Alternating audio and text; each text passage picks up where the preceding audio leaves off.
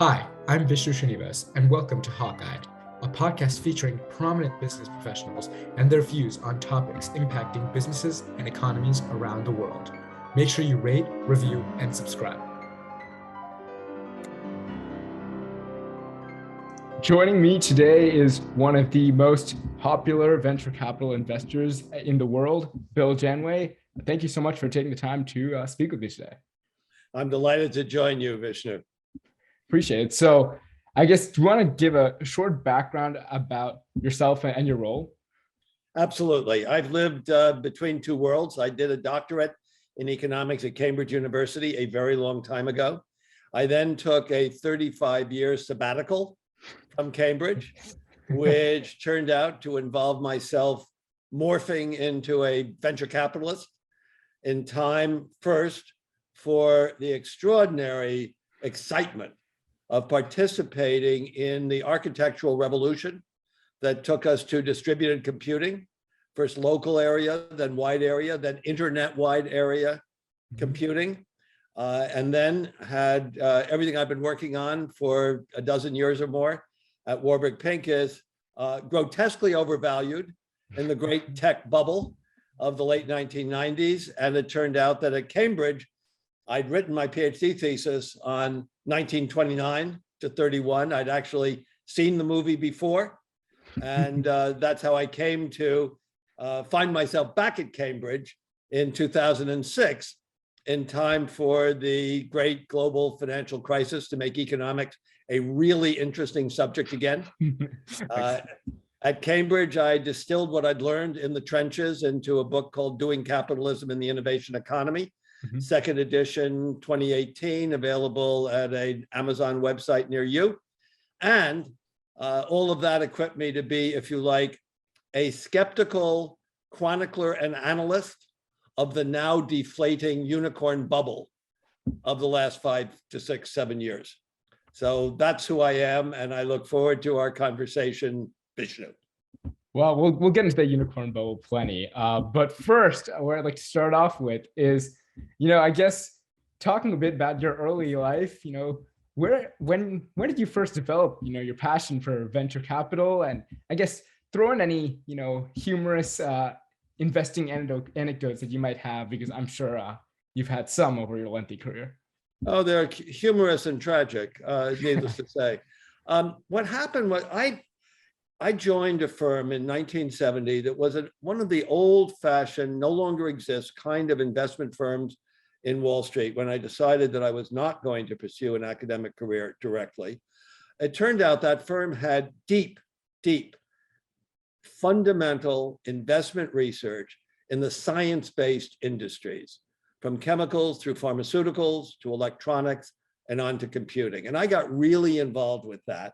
And then as an economist in the 1970s, there's a lot of talk now about, are we reliving the 1970s? Well, we're not, but there was a fundamental discontinuity when oil prices went to the moon, when we got into a wage price spiral, and all of the first generation of economic forecasting models blew up.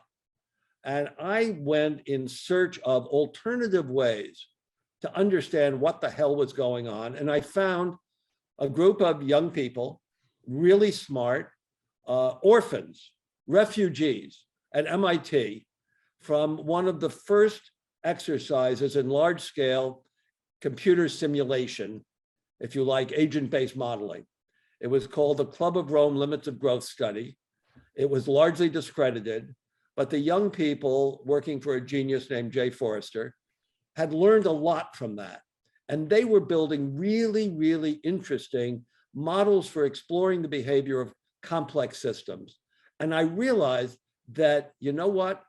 Computers were more and other than flexible typewriters or sophisticated adding machines. They could really do interesting stuff that could not be done in any other way. So I began to get really interested in computing. Then in the last pre-machine learning hype cycle of AI, I discovered that there was a person outside of the mainstream of what were called expert systems who happened to be a resident genius at Xerox PARC, the Palo Alto Research Center that Xerox had funded with its profits from the copier business. And I got to know John Seely Brown, and I became a kind of outside insider, an after dinner guest at Xerox PARC. And I did see the future.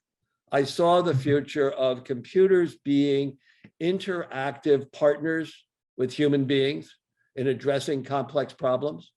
I saw the future in terms of computers breaking out of the fixed, vertical, integrated, proprietary model that had, from IBM on, been the mode, the architecture for computing, into, as I said, successively more and more distributed systems, and which began being applied in scientific and technical computing.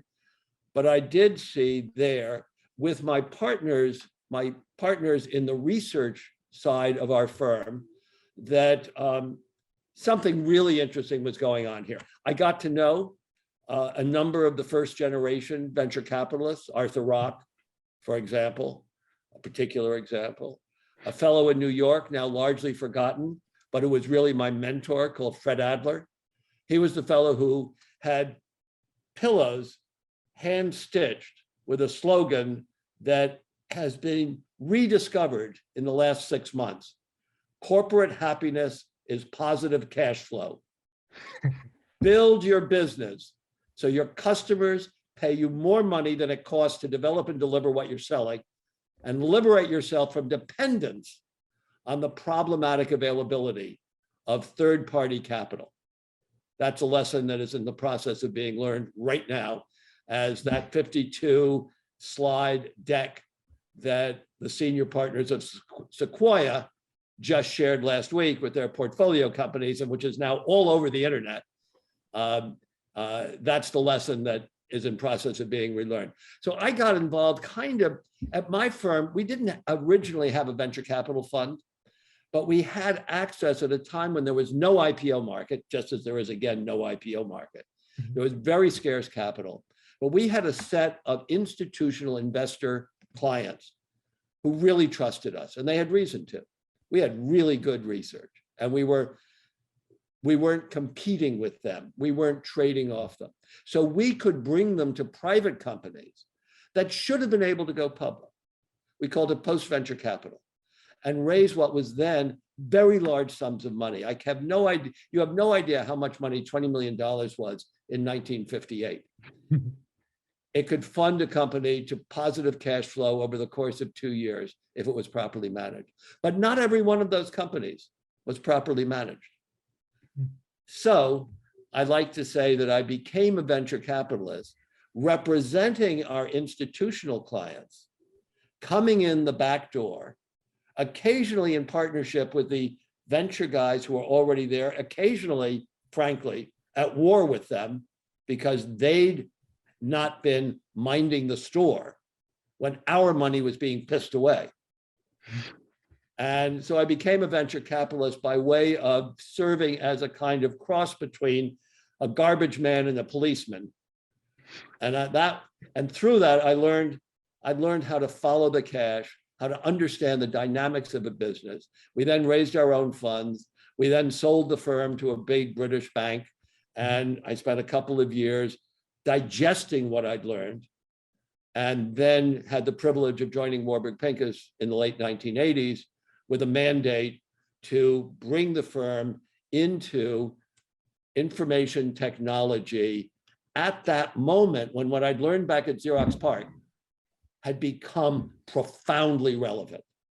So we spent a decade, I like to put it as, we were investing in helping to accelerate IBM's loss of control of commercial computing.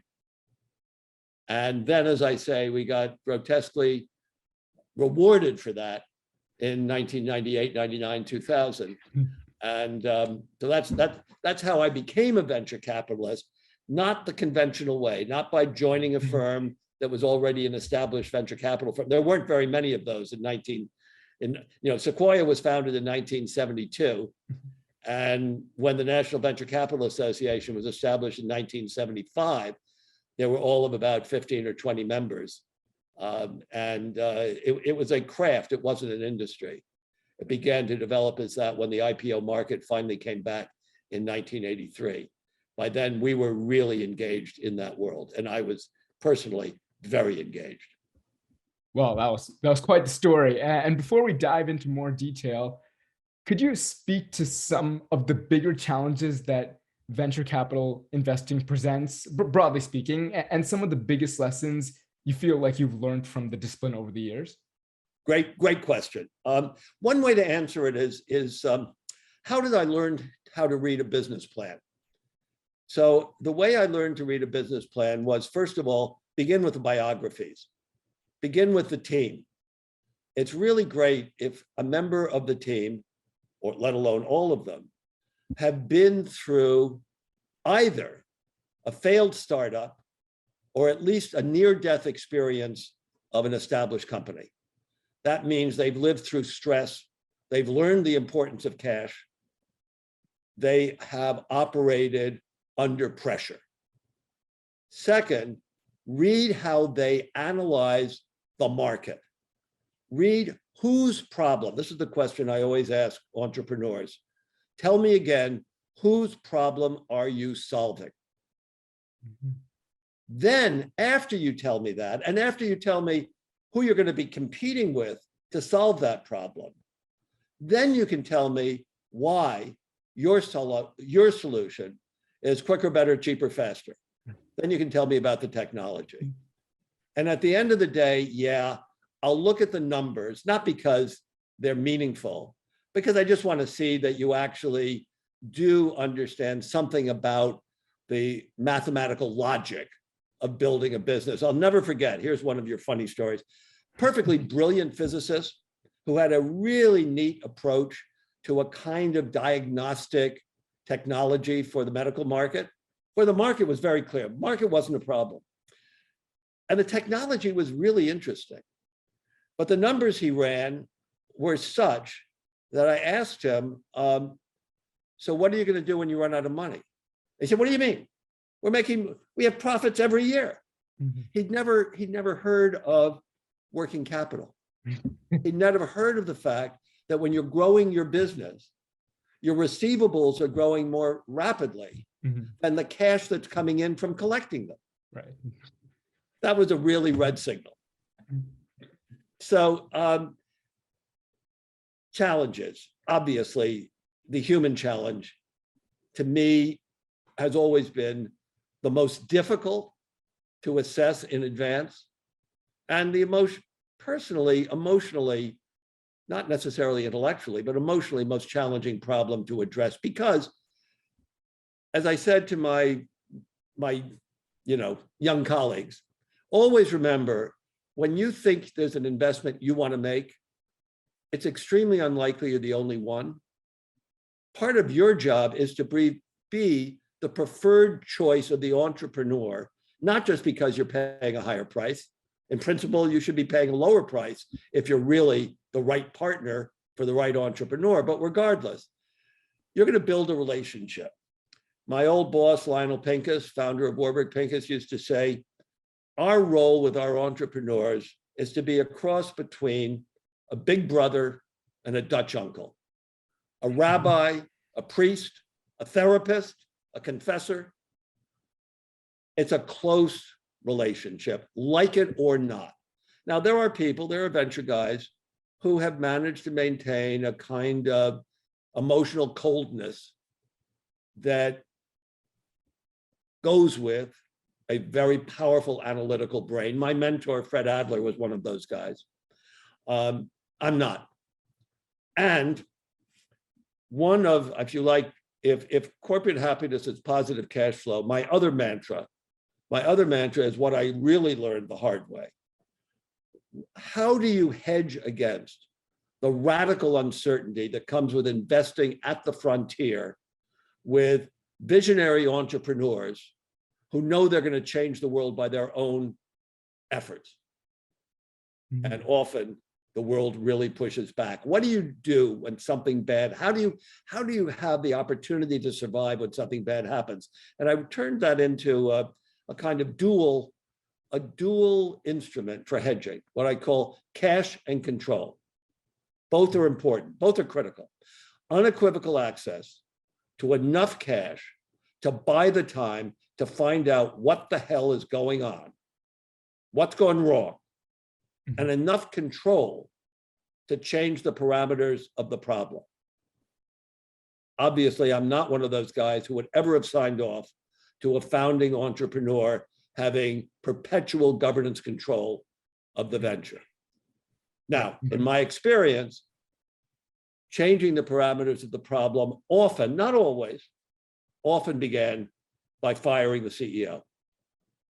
That can be a very emotionally wrenching experience for both, even for the guy who's got the cash and does have the control. In only one case did I go from firing the CEO to the office of the US Attorney in San Francisco and initiate a criminal indictment against the former CEO. It's the only time I've ever actually testified in federal court, because the idiot who had been shipping wine bottles instead of software to a client refused to cop a plea and instead wound up in the slammer. I once had to have this conversation with somebody I was very close to, a very creative founder, a very good guy. And his response when we had the conversation was, "What took you so long? I'm drowning."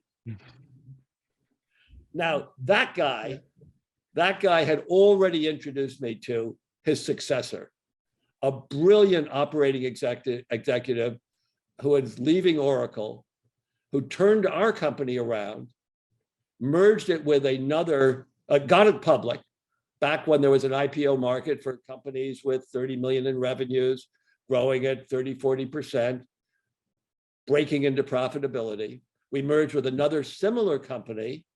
It was a match made in heaven, best merger I've ever been associated with.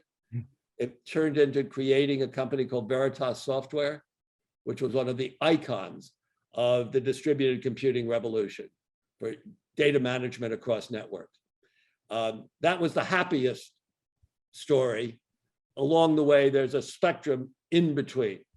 But in terms of challenges, managing that partnership with the entrepreneurial founder, to me, is the most difficult. The last thing I'd add is almost everything I did as a VC, particularly after I joined Warburg, everything was IT. But early on, I had an experience in biotech, which did help educate me that why biotech is different.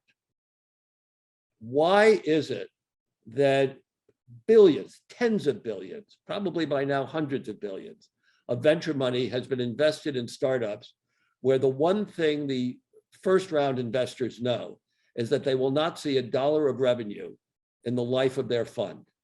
Mm-hmm. Well, the short answer, the kind of cheating answer is, well, because you can take those startups, those biotech startups public before they have any revenue, before they're through the FDA. Well, why is that? Why has the public been prepared to buy into them? It's because if it works, huge as the technology and even the scientific risk is, there's no market risk. If it works, there's no market risk. That's why I read the business plan in that order, because in IT, both infrastructure and applications, market risk is a greater risk than the technology risk. Mm-hmm. In terms of determining the investability and the finance ability of the venture.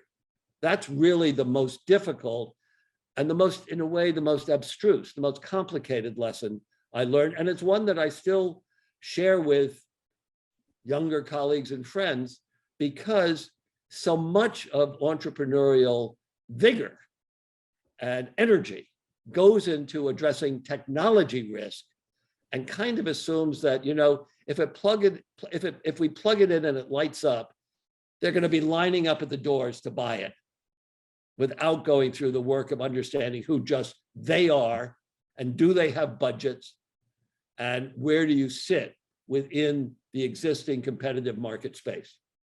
Definitely. I think the idea of market risk over technological risk is something that's really important to understand. And it's kind of hard to wrap your head around initially, but it's a super relevant concept.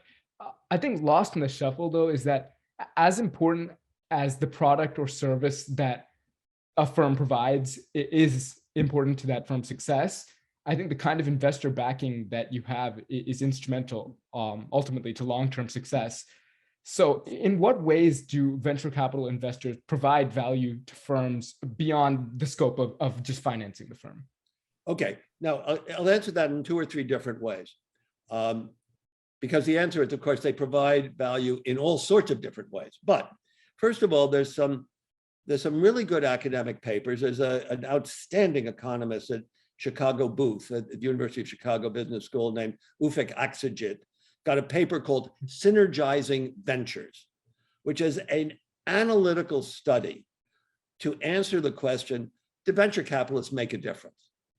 Well, what they do is they match companies by characteristics, objective characteristics, into 2 different pools, those who attract venture capital and those who go on without it. And then they look at growth in terms of employment, growth in terms of patents. And the venture-backed companies clearly outperform along both dimensions in a very observable and quantifiable way. So on average, venture capitalists matter. But when we're talking about venture capital, we should never talk about averages or even medians. The point here is that in the US, and only in the US, not in Europe, certainly not in China, in the US, we have detailed independent data, not provided by the venture capitalists, but effectively provided by the limited partners. Series of academic papers led by Harris, Jenkinson, Kaplan, and Stuka, which have taken this data and analyzed it deeply to demonstrate that there is, first, enormous skew in the returns in the cross-section of all venture capital funds ever raised. It's not a normal distribution, it's an extreme Pareto distribution with a small number of exceptionally successful firms driving the average for the industry as a whole. Mm-hmm. Second, and this is really unusual, it's the only asset class where over the course of 40 years, we can demonstrate that there is persistence in the returns from fund 1 to fund 2 to fund 3 for the same managers. What that means is it's not just a small number of funds, it's a small number of firms that have been persistently successful. So clearly those firms must be better at either picking winners or helping their companies become winners. Sorting that out is really difficult analytically. You've got so much endogenous correlation there. There's been some academic efforts to do that. They do suggest that treatment, as I mentioned with the Aksajic papers, treatment does have a distinctive role. Now, that kind of treatment comes along some kind of observable ways,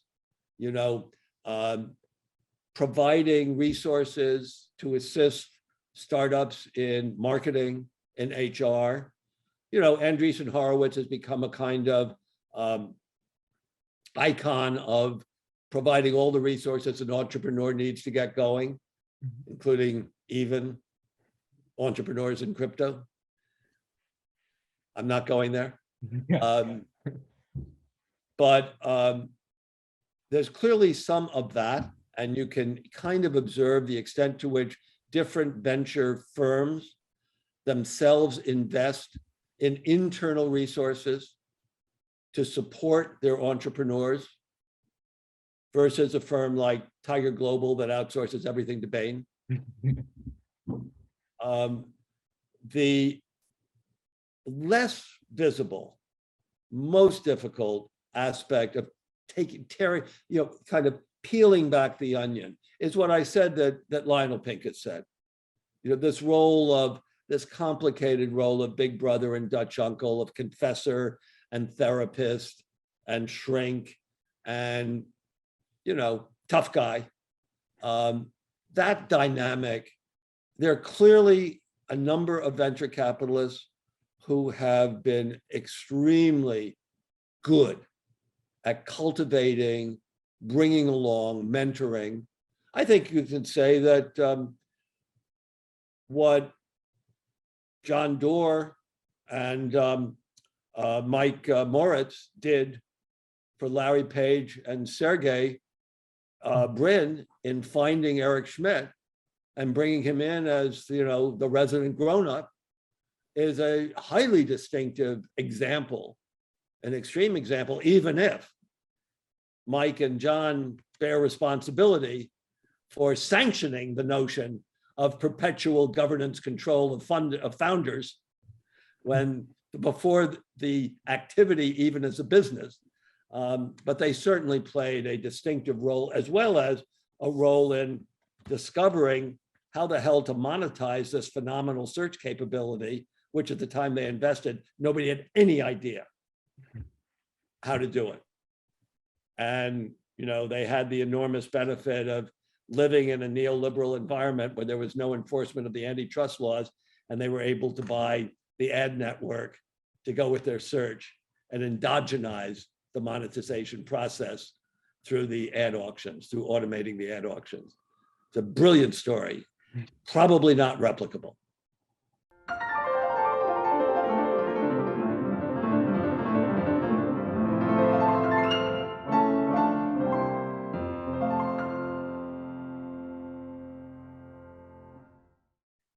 Probably not, but still an important case study nonetheless. Absolutely. And where I want to head to next is, what we touched upon earlier. It seems that after the infamous failure of web startups during the dot-com bubble, that many have continued to be wary of a repeat disaster for startup techs. But the unicorn bubble. Really? You don't really? Say. Yeah. How many instant delivery startups with no plausible path to positive cash flow ever were funded in the last 3 years at billion-dollar valuations? How many Flipkarts and Instacarts and oh God, what was the one that just went bust in New York, and the German ones? And I mean, I think what the lesson is that no financial lesson lasts more than 20 years. And many don't even last 10.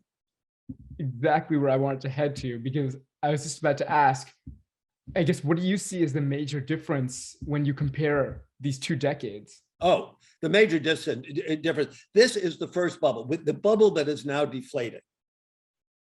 This is the first bubble, I believe. I think I could say, regionally, I'm a pretty good student of history. This is the first bubble ever that was sponsored, not solely for the purpose, but was sponsored by the major central banks of the world. This is an extended period of nominal interest rates for risk-free assets being driven, nominal rates being driven asymptotically to zero, or even in some cases negative, as in Germany and Scandinavia, and real risk-free interest rates being very substantially negative, which in turn motivated an enormous flood, far more than ever experienced in the late 1990s, of what the NVCA calls non-traditional capital. They began by calling them tourists, but after 5 years of this flow of money, they changed the name to non-traditional. Non-traditional money from hedge funds, Tiger Global, from sovereign wealth funds, from mutual funds, Fidelity, from, I don't know what you call the fund, SoftBank Vision Fund. What do you call a $100 billion investment fund run by financial engineers from Deutsche Bank, who played a critical role in the derivatives crisis of 2008? that money pouring into venture-backed startups, enabling implausible business models, meaning that long-term market risk, that is the ability to deliver that cash positive service, was irrelevant. Free capital covers everything. It takes discipline away from the venture capitalists to a large extent, as well as from the entrepreneurs. Now, I'll tell you a story about the late 1990s and how hard it is, why the dynamics of bubbles are so powerful. In 1996-7, two great investors, as the bubble began to gather steam around the internet, the uses of the internet, the infrastructure, technologies for the internet, from Cisco switches to my company, BEA's app server, as that stuff began to be appreciated as having the potential to deliver a new economy. Two great investors, one whose name you know, Warren Buffett, the other whose name you may not know, Julian Robertson. Both of them, he was a hedge fund guy, but I'll tell you about him. They both said, I don't get it. I don't believe in it. I'm not going to play. Now, Warren Buffett then ran and today runs a perpetual fund, what the British call an investment trust. You can buy and sell the shares of Berkshire Hathaway, but you can't get your money back. Mm-hmm. His pool of capital is perpetual. Julian Robertson had an approximately identical track record over the previous 15 to 20 years, but he was running a hedge fund. His fund was the original Tiger hedge fund. That's where Tiger Global came from, and the other Tiger Cubs, as they're known, like Coatue as well. These are the children of Julian Robertson. Well, Robertson's track record historically was so great that even through these 3 years, when Berkshire Hathaway first simply underperformed relatively and then actually declined in absolute terms, while the NASDAQ was quintupling in 6 years, you couldn't get your money back from Berkshire Hathaway.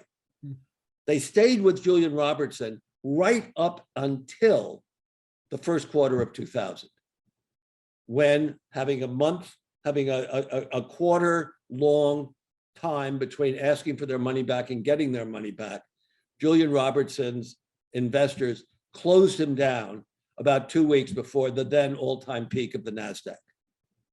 So there's theoretical papers that go back on this. We now have the empirical evidence from the dot-com bubble. It is very, very hard to resist participating.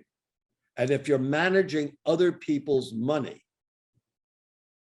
by and large, you can't afford to do so long enough when the bubble gains momentum. And that's why even profoundly sensible and realistic venture investors over the last 3 years ended, let's say, November 30th, 2021, were constrained to keep playing the game.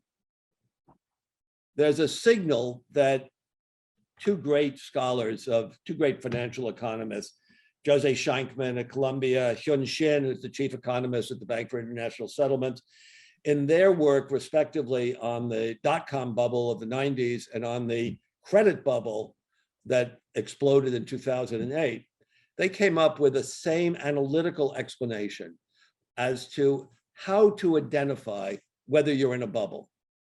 It's that the demand curve inverts. Now, I expect that everybody listening to your podcast has done at least sort of economics 101, know about supply curves and demand curves. And, you know, when the price goes up, demand is supposed to drop. That's why the demand curve goes down. Yeah. When you look at it on the chart, the supply curve goes up. The bubble is marked by when the price increases and demand increases. And that's the phenomenon that we were living through in the unicorn bubble, in the private markets, even more than the public markets, although the public markets, when you got SaaS companies selling at 20 times forward revenues, 30 times annual recurring revenues. Obviously, that was also the same phenomenon in action in the public markets where the prices were available. And those, of course, are where the prices have collapsed most rapidly in response to the end of the central bank regime of aggressive quantitative easing and negative real rates of interest. And this past year specifically was a monstrous year in terms of the amount of private investment that went into tech startups. Do you see strong funding in the tech sector continuing in the near future as a result of bigger transformations, even like lifestyle as we see? I think that there is going to be continuity in early stage ventures simply because the venture funds, the venture firms raised so much money in the last 2 to 3 years. They've got an extraordinary amount, much greater than in 2000, of dry powder. What I think is unlikely to be there is, frankly, the passive, dumb follow-on money of people who have no experience of illiquid investing and no experience or stomach for governance responsibility, whose response to trouble is sell the stock. Don't worry about trying to fire the CEO or repurpose, pivot the venture. I think that money is going to be much harder to come by. There's going to be much less of it.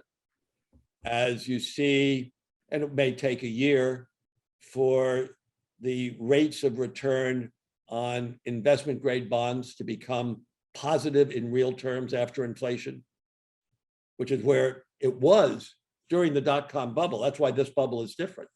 But I think there'll be continuity, but I think the valuations will reflect increasingly realistic expectations about the availability of really cheap follow-on financing. So the terms of trade between the venture guys and the entrepreneurs, I think, are going to shift back more towards where they were. Not necessarily right now, certainly not quickly, all the way back to the old golden rule of venture capital. Who has the goals sets the rules. But certainly back from entrepreneur friendly, give them whatever they want, promise you'll never bother them on a weekend, promise you if they don't want you on the board, that's okay, just take my money. I think that's gone. Definitely, I think that's a really great way to put it. Where I want to shift to next is talking about the innovation economy, which obviously you have a lot of experience with. And I guess my question is, traditional investment theory isn't really a science itself, but at least for existing products and services, we have like a history of data that we can go back to and attempt to use to like forecast future returns. What does the process look like if you like distill it when investing in the innovation economy? Because you don't really have that past to look at. Well, you know, one way I've addressed this is by looking at, in a sense, that the third set, if skew in returns in the cross section and persistence in returns in the time series are the first two stylized statistical facts of venture capital, the third stylized fact, which has never been paid as much attention, and not by the academic literature, is the very limited range of sectors, of industrial sectors, where venture capitalists, A, have been successful, and B, have known they've been successful, and C, have therefore concentrated their investing activities. Up through 2010, IT accounted for characteristically at least 50% of all venture investing. IT broadly defined, increasingly broadly defined into broader and broader ranges of applications. And biotech, healthcare, therapeutics, diagnostics, devices accounted for 20 to 25%. So 75% plus of all venture dollars have been invested in those two sectors. Everything else, from material science to clean tech, to media, to retail, brick and mortar retail, accounts for all the rest. I mean, every other sector of the economy. Now, it happens historically that those two sectors are the two sectors where the federal government of the United States invested, in the case of IT, hundreds of billions of dollars, beginning with first the end of World War II, and then really in 1950 with the Korean War. Mhm. Then through the Sputnik shock of 1957, the creation of DARPA, providing not just the upstream research for science and R&D, but serving as the first customer for every element of what combined to make the digital revolution. The hardware, the underlying silicon, the software. I could go on and on about this. It was the customer that, before the technology was cheap and reliable enough for commercial markets, it was the customer that pulled the supply side, the producers, down the learning curve to low-cost, reliable production.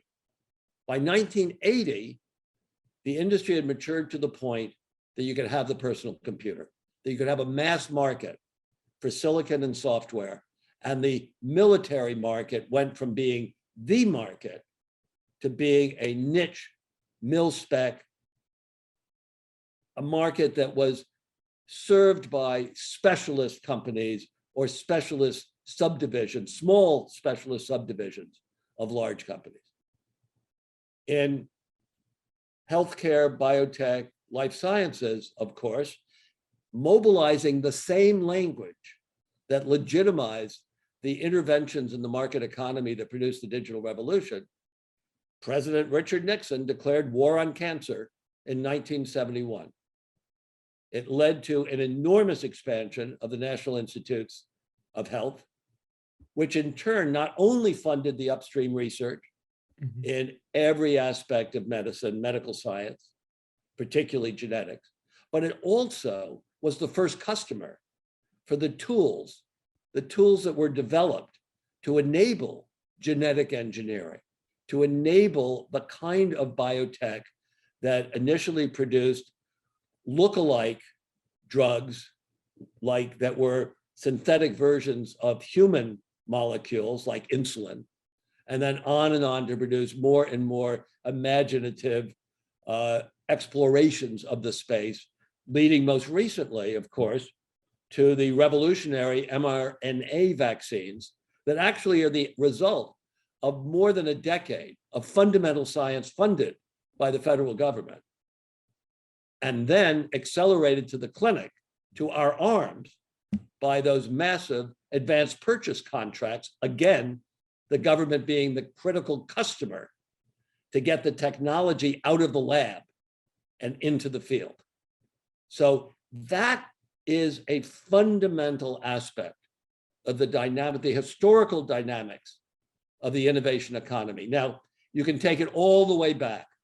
In my lectures at Cambridge, in a talk I just gave for the European Commission this morning, I mobilized the history of how the British Army's demand for guns, going back from the glorious revolution of 1688 through the Battle of Waterloo, rose from tens of thousands per year to millions per year, and induced a radical increase in productivity through division of labor, pure Adam Smith, in the city of Birmingham, England, which became the workshop of the first industrial revolution.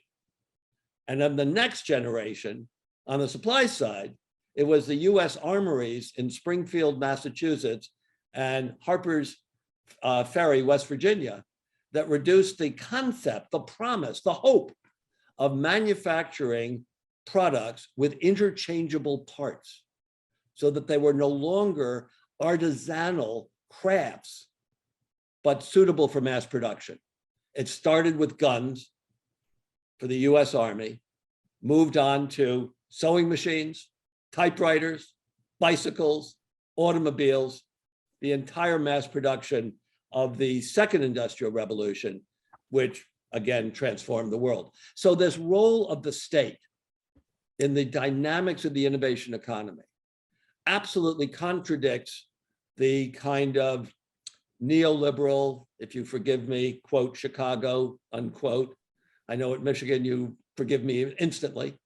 The notion that the only role for the state, as Ronald Reagan said, the state is the problem, not the solution. The only role is to screw up markets that would otherwise give you the efficient outcome.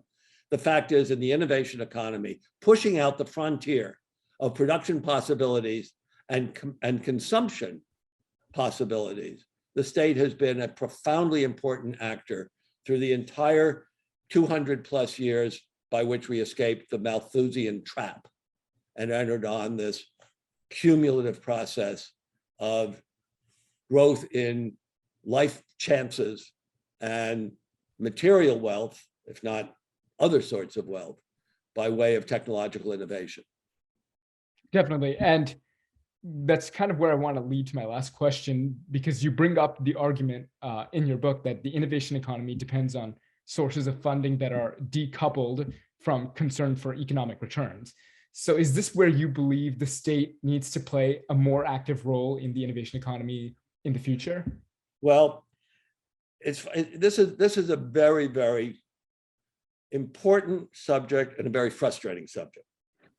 First of all, it is the case that certainly in this country, demonstrable market failure, that is the inability for inventors to capture all the returns that would legitimize, would justify their investment. We know that that's an externality. And on the other hand, we know that the positive externalities that are generated by innovation are also not priced and not captured by the innovator. Now, digital revolution is kind of basically done. It doesn't mean that there isn't room for radical innovation. I do expect that you will live, I don't think I will live, to see a working quantum computer doing useful work. I think that will probably happen. I think it's a lot further away than those who are putting money into quantum computers, startups last year were hoping it would be. I'm much more skeptical about whether we will actually see working fusion energy systems even in your lifetime. But there's still, there's clearly innovation frontiers. The ones that really matter, and fusion takes me over to that, of course, are the ones needed for effective response to climate change. And this is where promise becomes frustration, at least in this country, more than any other country in the world, where we've got the technical resources, the scientific knowledge, and we have proven a model of public-private partnership at the frontier to accelerate both development and deployment of radical technology with enormous economic consequences. That's called the internet. Mm-hmm. With respect to response to climate change, we have clear, well-defined requirements for being able to meet whatever targets we want. Particularly, that includes grid scale energy storage technologies, which lithium oxide will not get us to, no matter how many times you pile them up, however high Elon piles them. The science is there. The science work is going on everywhere. But that crossing the chasm from the lab to the field, those early customers are very unlikely to be the public utilities, constrained by the rates and by their stockholders' demands for return. Some of this stuff is going to fail. Some of this is going to be just like the early computer, the early silicon, the kind of stuff that DARPA seeded, where you have to have both customers who are not punished for failing, are allowed to learn from failing. Now, it may be controversial to say, but I think that of all the appropriations of American intellectual property that the Chinese have made since the southern tour of Deng Xiaoping, the single most strategically important was the appropriation of the American model that gave us the digital revolution. this public-private partnership. Now, the Chinese brilliantly took advantage of a unique demand driver, not in the United States, but in Europe, when some 20 years ago, Germany provided very early in the game massive subsidies for residential and commercial users to install solar and wind power systems. And the Chinese served that demand, that extraordinary demand, that non-market demand, and became, without question, the low-cost, large-scale producer of solar panels and wind turbines. And they're clearly working on the kind of energy storage technologies that are not yet deployed, they're not yet developed and proven. That's where, as I say, it's frustration because we're stuck. There was hope. I thought a year ago we had a shot. I thought we had a shot of getting off dead center in some of the legislation proposed by President Biden. Mm-hmm. I and others didn't perhaps take enough account of the fact that one of the key members of the Senate in a 50-50 divided Senate happened to be a significant owner of coal companies. But it wasn't just that.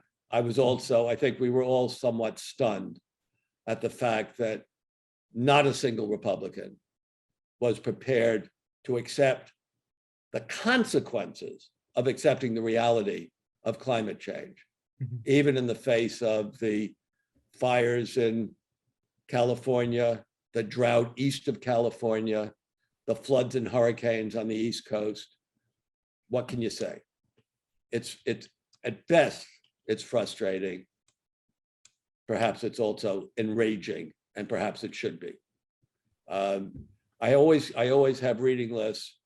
I'm not sure if it's a positive read, but Kim Stanley Robinson's Ministry for the Future is one way of saying, it's one story about how we escape painfully with much loss from where we're stuck to effective response. It's science fiction. It's not the basis for a formal forecast of any sort. But I think that is the nexus and the nut. The language of war, it served us for a generation after World War II, very productively. But after Vietnam, after the war on drugs, after the global war on terror, it's kind of worn out its usefulness as a motivating metaphor. I had the hope that something like Green New Deal might be a mantra, a motto that could motivate. Seems we've, at least for the time being, run out of steam on that front. That's not a happy, upbeat way to end this conversation, but I'm afraid sometimes reality, just as happens when you get that phone call as a venture guy at 3 a.m. Here, I'll close with this. In venture capital, no news is never good news. If they plugged it in and it lights up, if the software runs without a glitch, if the order came through on time, you'll get the call any hour of the day or night. However, by and large, you're only likely to get the call that says, we're not going to make payroll on Monday. What are you going to do about it? Until 4 o'clock on Sunday night. So that may be the biggest challenge. That's why my message to anyone who wants to play the game of venture capital and any entrepreneur who wants to attract the best venture capitalists, follow the cash. Entrepreneurs may lie, not just Elizabeth Holmes and Adam Newman. By and large, cash doesn't lie. Follow the cash. Perfect stuff, Bill Janeway. Thank you so much for taking the time to speak with me today.